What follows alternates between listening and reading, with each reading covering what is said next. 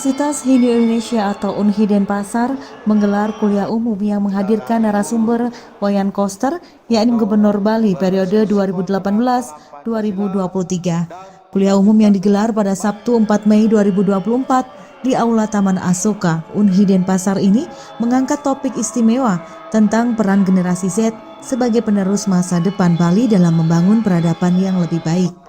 Dalam kuliah tersebut, Wayan Koster memaparkan visi dan strategi untuk pembangunan Bali masa depan dengan menekankan pentingnya menciptakan arah yang jelas untuk 100 tahun ke depan.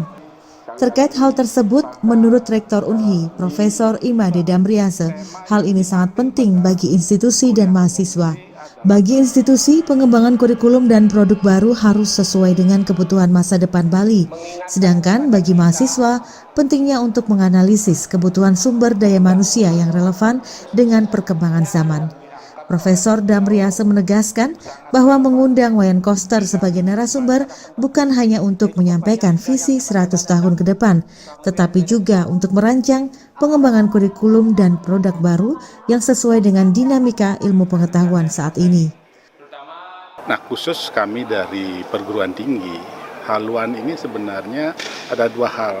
Yang pertama bagi institusi itu sendiri, kemudian yang kedua bagi mahasiswa.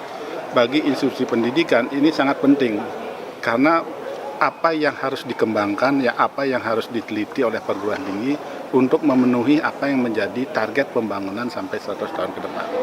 Karena ini yang mengguidance sebenarnya apa yang harus dikembangkan di perguruan tinggi. Kemudian yang kedua, bagi mahasiswa sendiri itu bisa menganalisis apa yang menjadi kebutuhan ke depan terkait dengan kebutuhan sumber daya manusia. Jadi antara pabriknya dengan produksinya itu harus sesuai dengan apa yang menjadi kebutuhan Bali ke depan. Ini sangat penting. Oleh karena itu kami dari perguruan tinggi sangat berkepentingan untuk mengundang beliau untuk menyampaikan langsung apa yang menjadi target 100 tahun ke depan Bali. Tadi secara rinci sudah disampaikan. Dan ini juga bisa menjadi pengembangan kurikulum, pengembangan prodi baru. Yang perkembangan ilmu pengetahuan ini kan sangat dinamis. Kalau arahnya ada, jelas akan apa yang akan dikembangkan oleh perguruan tinggi. Kalau arahnya tidak ada, ini yang tidak jelas. Maka kalau arah tidak ada, maka yang diproduksi oleh perguruan tinggi ini bukan tenaga kerja terampil, tetapi pengangguran. Karena tidak sesuai dengan kebutuhan pasar. Wayan Koster menekankan peran penting generasi Z dalam mewujudkan masa depan Bali yang pada saatnya nanti akan menjadi bagian integral dalam dunia kerja sesuai dengan talenta dan profesi yang mereka miliki. Untuk mensosialisasikan pertama mengenai haluan pembangunan Bali masa depan 100 tahun Bali era baru yang akan menjadi jalan dan strategi untuk mewujudkan masa depan Bali. Dan tentu saja generasi Z itu akan memiliki peranan dan posisi untuk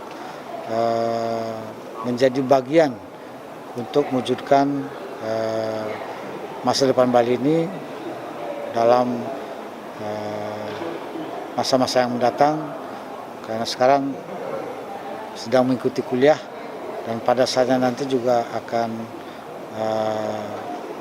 masuk ke dunia kerja dalam berbagai bidang sesuai dengan talentanya, profesinya. Dia akan masuk ke wilayah yang berada dalam satu ruang yang harus diikuti sesuai dengan perkembangan zaman dan sesuai dengan kemampuan dan profesinya. Saya kira itu. Menurut Koster, dengan arah yang jelas dan partisipasi generasi muda, Bali siap memasuki era baru yang penuh potensi dan kemajuan. Kabar Bali Hits mengabarkan.